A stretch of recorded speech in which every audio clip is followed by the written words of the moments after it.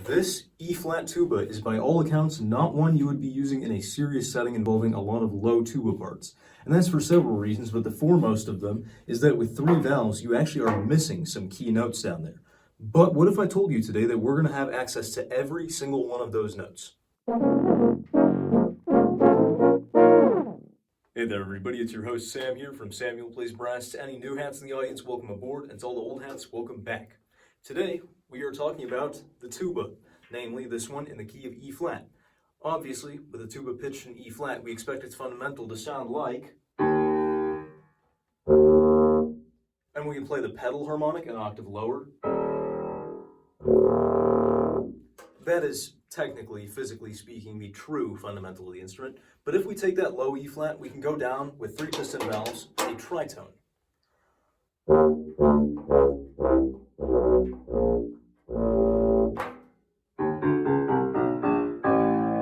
And that takes us to an A. We can repeat the same thing on the pedal harmonic.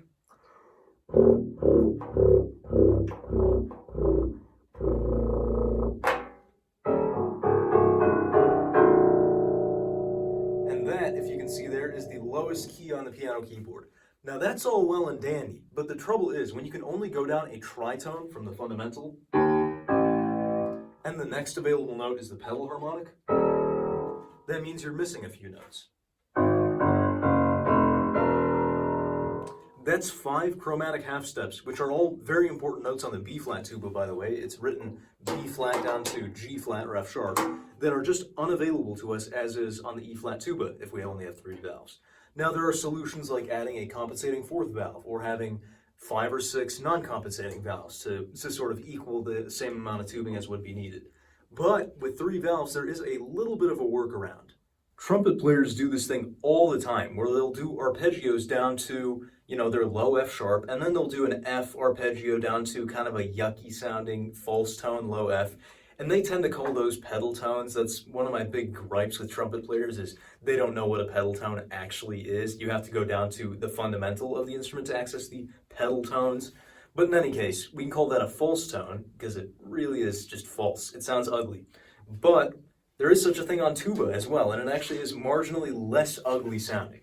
Now, I did some experimenting, right? And the first unavailable note is A flat. And then we don't have a low A flat, right? So I tried to play it with the standard upper octave fingering.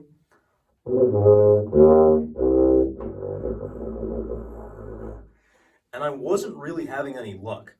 And then, by just sheer dumb fortune, here's what I found.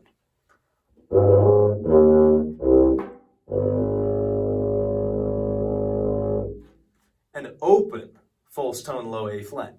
And this same logic continues. Our next note, G, is going to be a half step down from that fingering.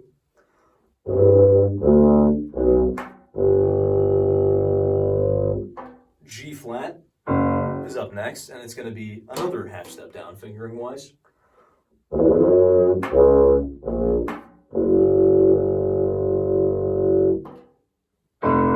F is next in line.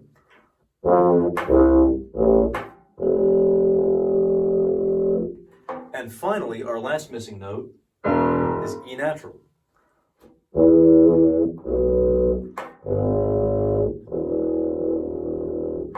And that arpeggio required 2 false tones, G sharp, which is equivalent to that A flat I demonstrated, and E natural.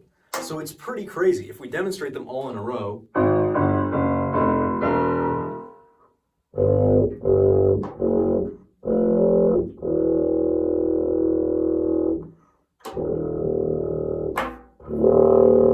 we can check our pitch with the pedal harmonic, and sure enough, if we go down another half step, we have the same sounding note, an E flat.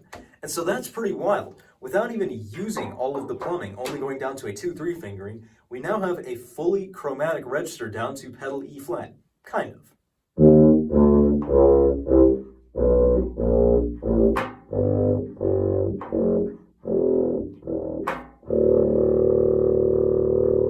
I won't act like this is a perfect solution. It really does sound and feel pretty different to access that false tone register.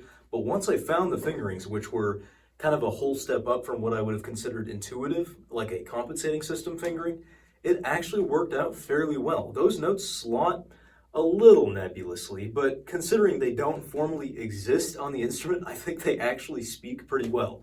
I would not want to do that in a serious musical setting. But let's say I'm playing a tuba part where there is one low A flat hidden somewhere in the middle that's, being played in unison or in octaves with somebody else.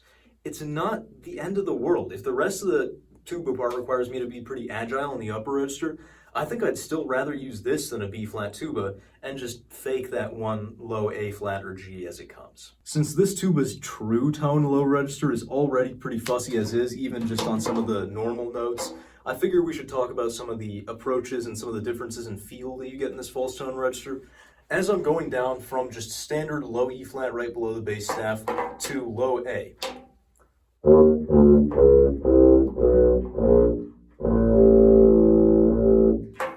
In order to keep the pitch down with only 3 valves and not a whole lot of corrective ability, I need to sort of bow my head down a little bit and imagine blowing a little bit lower into the mouthpiece. And it gets pretty pronounced by the time I'm at low A, which is natively such a sharp note on the instrument. Once I get to A flat on the false tone fingering,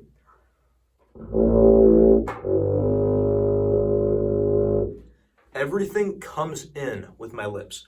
Whereas I was using a pretty large aperture in order to get those last couple true tones to focus in, the false tones are a rapid dialing in of everything you've just done.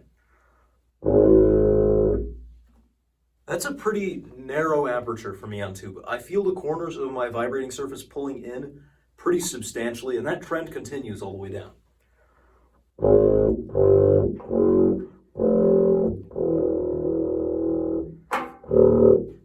And that's why the false tones tend to peter out a little bit as you go lower with them, because it's just not terribly sustainable to be able to play lower and lower with that same narrow aperture. You can widen it a little bit, but it's pretty risky business. And you can't really put too much air through the false tones or else they get really, really growly. And that's pretty counter to, everything else about playing tuba. So that's part of the reason it sounds and feels so different from the true tone register of both the standard low octave and the pedal octave.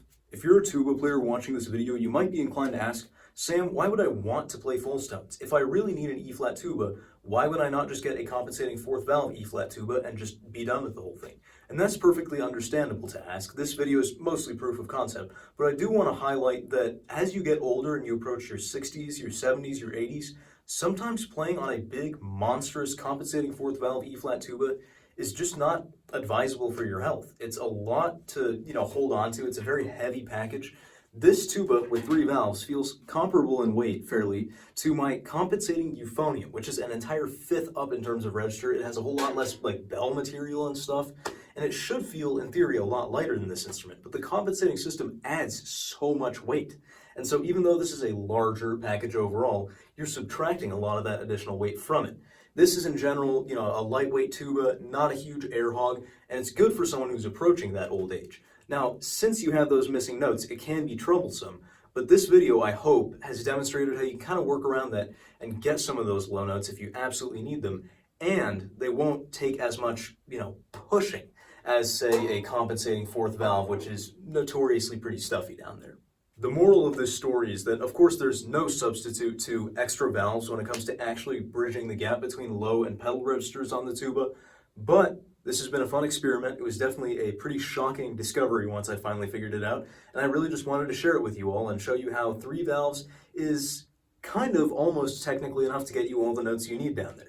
I hope you've enjoyed this video as much as I've enjoyed making it. If you have, make sure to leave a like down below, and if you're not subscribed, consider doing so. It's an easy way to stay up to date with my content, and overall, it's a small gesture with a huge impact on the channel. Thanks again so much for watching, and until next time, we'll see you on the flip side.